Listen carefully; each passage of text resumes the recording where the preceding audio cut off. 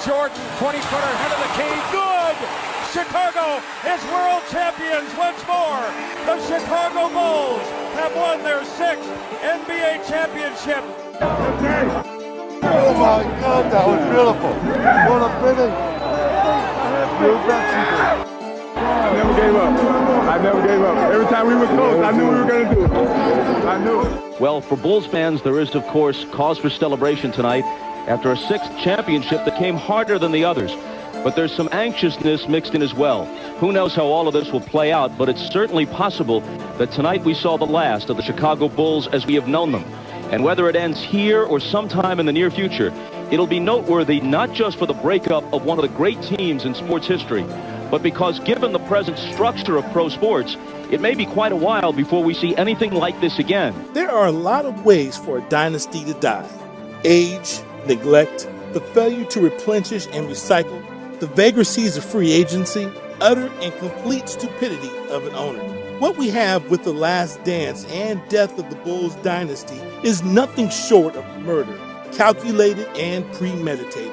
On January 13th, 1999, Michael Jordan announced his long-expected retirement from basketball, and the Chicago Bulls dynasty his presence created vanished like a snowdrift in a Chinook wind.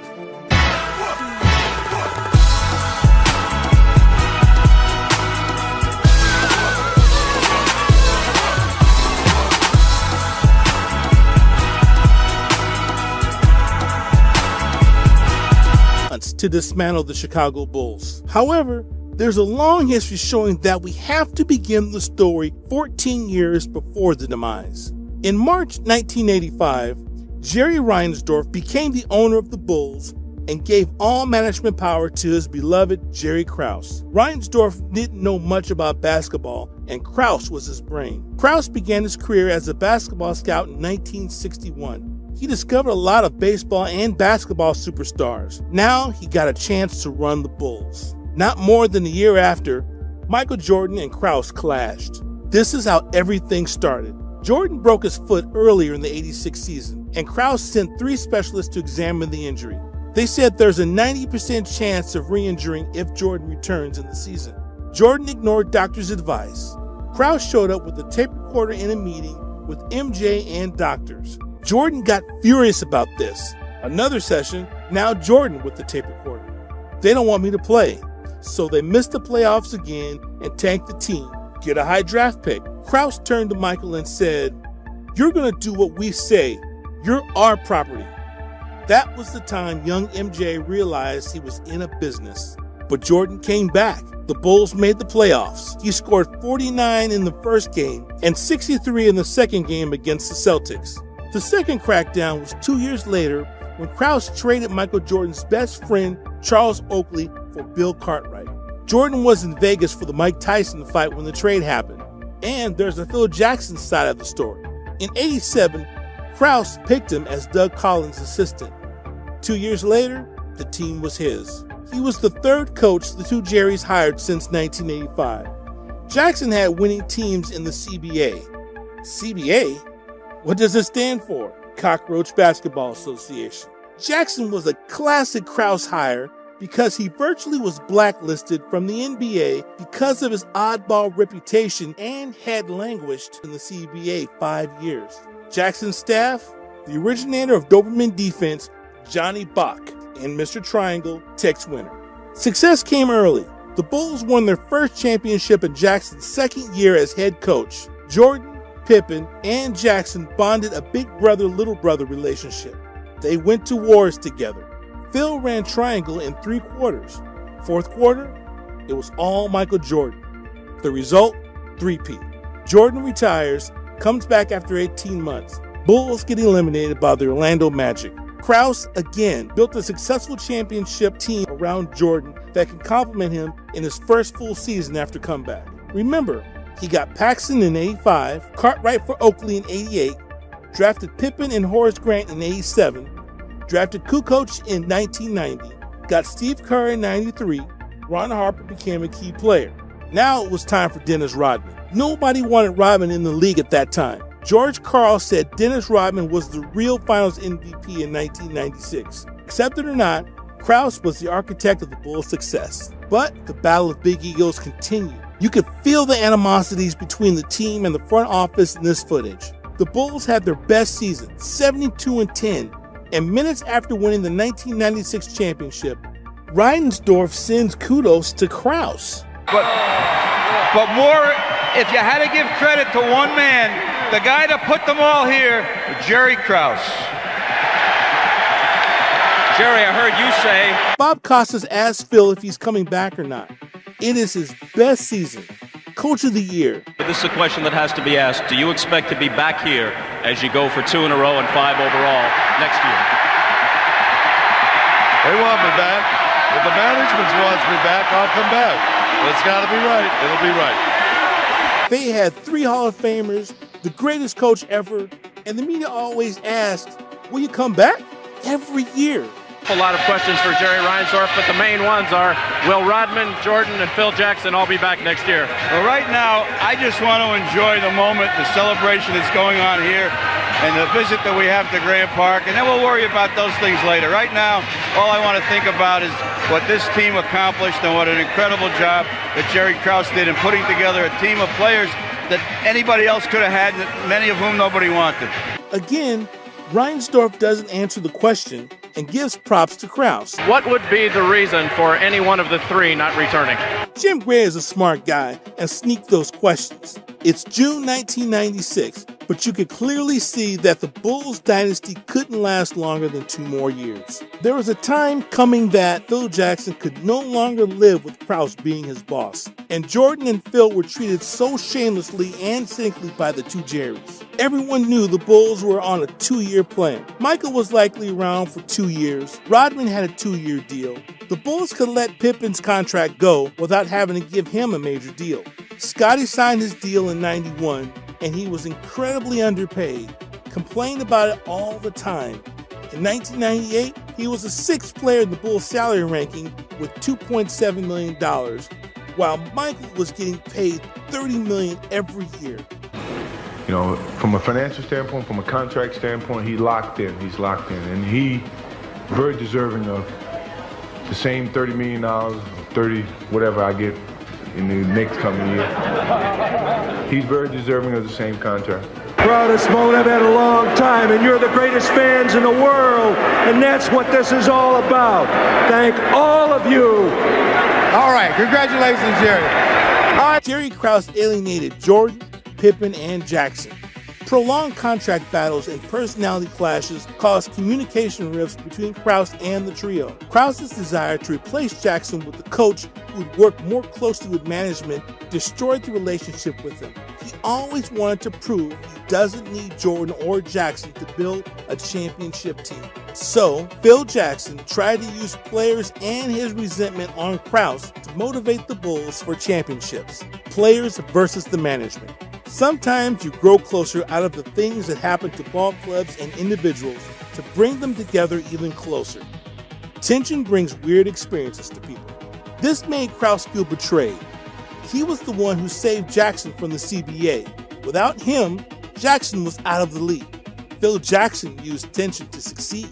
He closed the door to the team locker room at times after games and excluded Krause. In one of Jackson's contract proposals to Reinsdorf, he had a clause inserted that would ban Krause from the team playing and move Krause's office from the Berto Center to the United Center with the rest of the staff. Reinsdorf would have none of it, and the negotiations began to take an ugly tenor. Reinsdorf decided to side with Krause, who has proven loyal to him beyond a doubt. He couldn't be sure with Jackson. Players responded to Jackson, who had the day-to-day frustration of dealing with the meddling boss.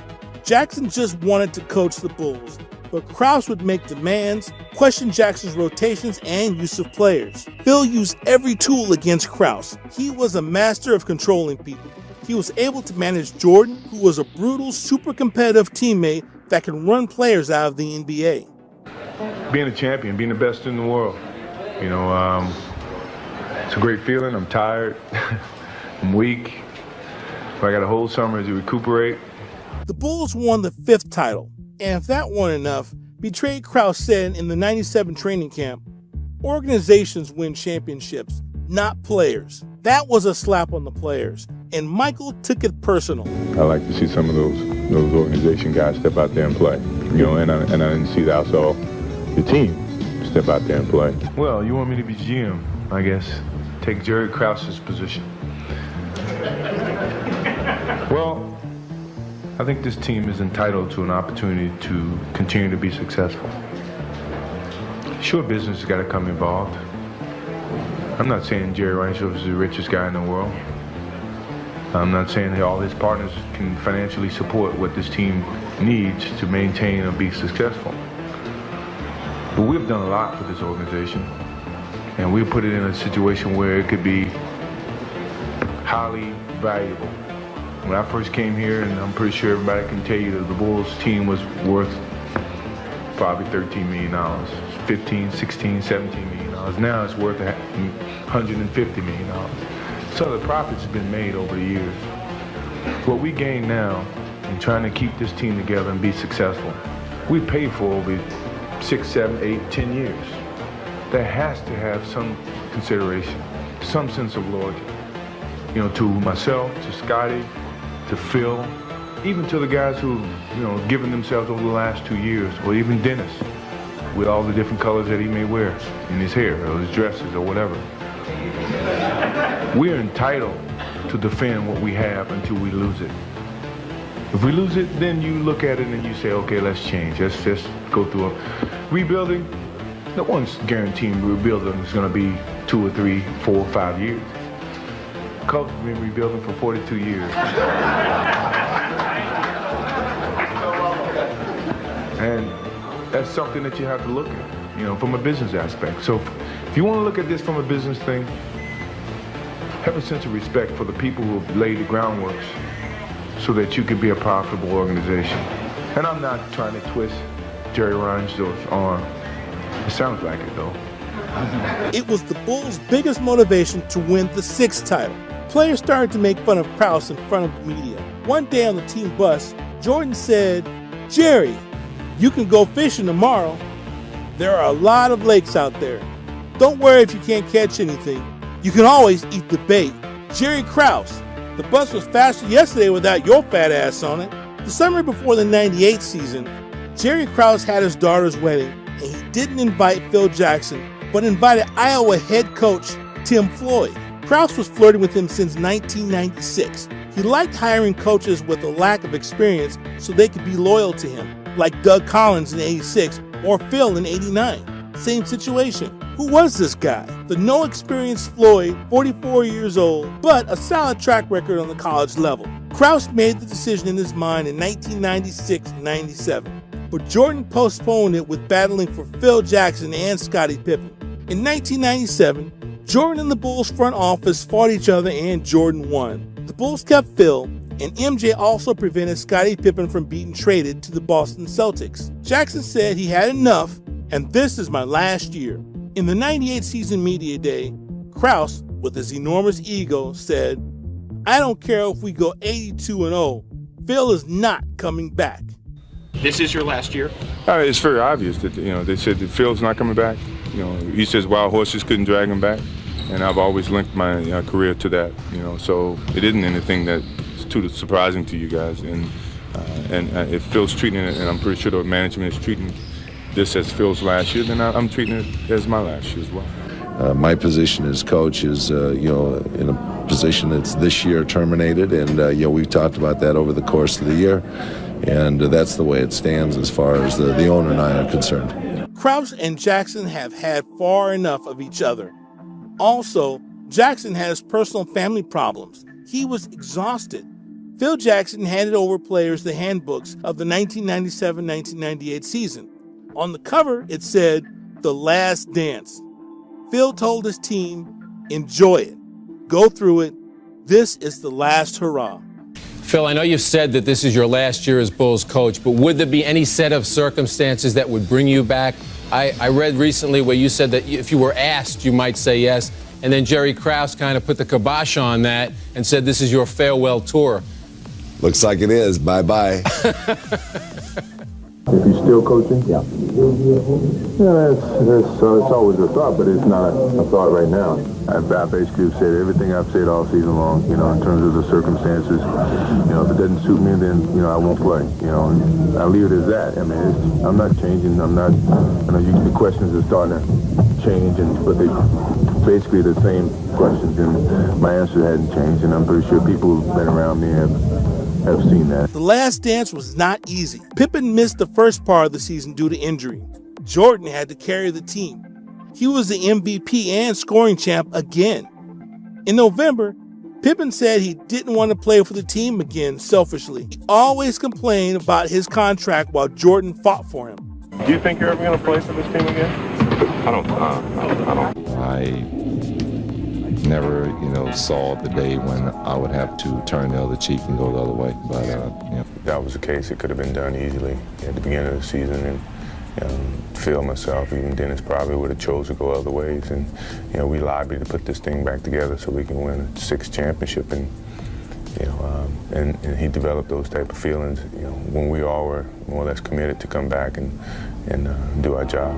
When Pippen was asked of what he thinks the Bulls' legacy is going to be, the smile on his face totally disappeared, and he said, all they're going to remember is Jordan winning championships. But Pippen returned in January and was customarily solid in his role as Jordan's sidekick. Being an old man at 35 years old, is it different now, Michael? Is the whole thing different? Can you savor any of it now?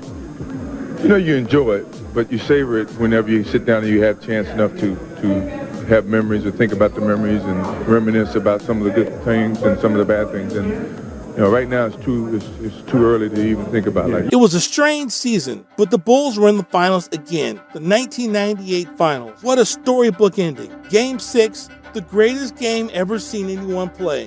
When you watch what Jordan did, Rodman was finished all year. He was like luggage. Pippen got a bad back. He can't move. MJ knows he has to win the game. Can't have Game 7 in Utah. He knows I have to control every minute of this game. I have to control every piece of my energy in my body. It has to be played out in a certain way. Have to pick my spots. Michael put the offense on his shoulders, and it was absolutely the best in the final minute. His drive to the hoop, to his stripping the ball from Malone, to his hitting the winning shot, to his dreamlike stroll around the court. He dominated the play and the replays in what would be a perfect farewell if he wouldn't return to the NBA. Margin, speaking of the Utah Jazz, there are so many things to look back on. Players versus the organization. Phil Jackson and the players were victorious against the two Jerrys again the 6th time.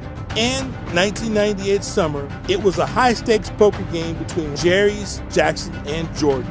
Everyone bluffing. June 23rd, Phil Jackson didn't want to raise from his $6 million contract and announced his resignation. Got into his motorcycle and he was gone. I gave him my body and mind, but I have kept my soul. Jordan learned the news in his basketball camp. It's a good time for him to go, but he'll come back on his own if he has to. It's his decision, not mine. Just like they talked on the phone. If that's his choice, that's his choice. I respect Phil. A week later from their famous hug in the championship game, this was the first crackdown of the Bulls' demise. Jordan wanted to play more, but he wanted to go out on top with the skills undiminished. He said he could maintain this level of play for at least 1 or 2 years, but Jordan made it clear he didn't want to play for anyone but Phil. For a comment like that, it appears that you would like to come back next year. Well, I never said I didn't want to come back. Yeah, that was never the question. I love to come back, but I mean within my own circumstances. How many times do you want me to say it? I'll say it one more time. If Phil's not in Chicago, I'm not playing. That's all. Nowhere.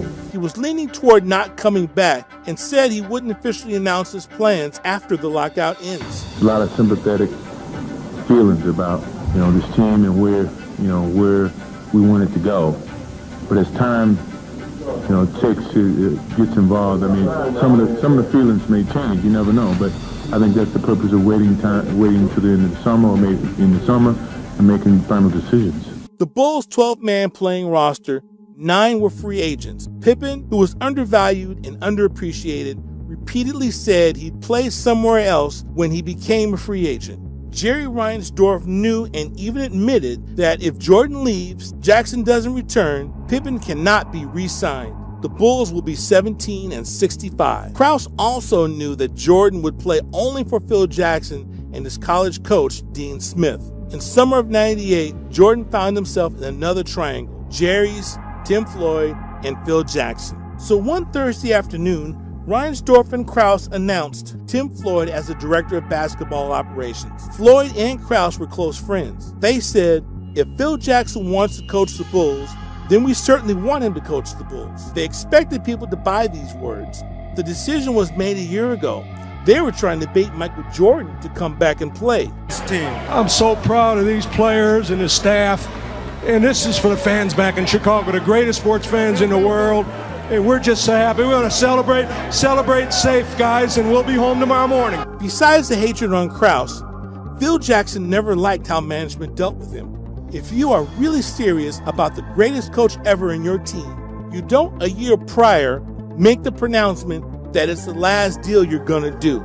You don't all of a sudden say you're thinking about bringing him back after winning a championship. At age 35 and 6 championships, Michael Jordan simply didn't deserve Tim Floyd. From day one, Jordan, Pippen, and Rodman disliked the idea of playing for Floyd. They had no desire to be a part of the rebuilding effort. Rodman called hiring Floyd a joke. Jordan derisively called him Pink, as in the rock group Pink Floyd. They even made Floyd say, the loyalty between Jackson and his players is so strong, I'd be willing to step aside if that's what Jackson and Jordan wanted me to do. You'd hate for Krause to have that satisfaction. He looked like a man who finally won the battle against Phil Jackson and Michael Jordan after 3 years. The hiring of Tim Floyd as coach came as the boldest move being played in a poker game. Reinsdorf and Krause were gambling that Jordan can be bought. Imagine Phil calling Jerry's bluff and saying, okay, I'm coming back. You can imagine the look on Krause's face. I hire general managers whose job it is to pick talent, and they are better trained at picking talent than any coach or any player. And the only thing I ask is that they get everybody's input and consider everything. But the general managers have the final decisions. Owner Jerry Reinsdorf and GM Jerry Krause were determined to prove how smart they were by building a championship from scratch. So first, they had to destroy the franchise, shamefully and senselessly. In January 1999, Jordan retired. Free agent Pippen was re-signed and traded to the Rockets. Kerr and Longley were traded. Dennis Rodman declared himself done with basketball, but later signed with the Lakers. The Bulls were dismantled systematically simply to satisfy a couple of raging egos. A decade's worth of domination purposely, coldly disassembled in a handful of days. What a shameful, ignominious demise. What a shabby, disgraceful way to treat the fans. In 1999, Reinsdorf and Krause discovered how irreplaceable Jordan was, because what separates Jordan is not his skills, but the way he elevated the performance of everyone else. What happened to the Bulls? They became the Cows, again like before Jordan in 1984. Krause resigned in 2003. They still have no success. I just hope and pray that we can have an opportunity once again to share this type of enjoyment in the city of Chicago. And this was our last dance, and it was a wonderful waltz. Thank you all. I know a lot of people didn't think we'd end up back in Grant Park this year.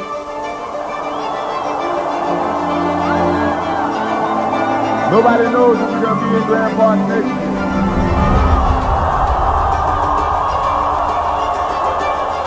But the one thing I do know is my heart, my soul, and my love has always gone to the city of Chicago. And I do know that no matter what happens, my heart, my soul, and my love will still be in the city of Chicago.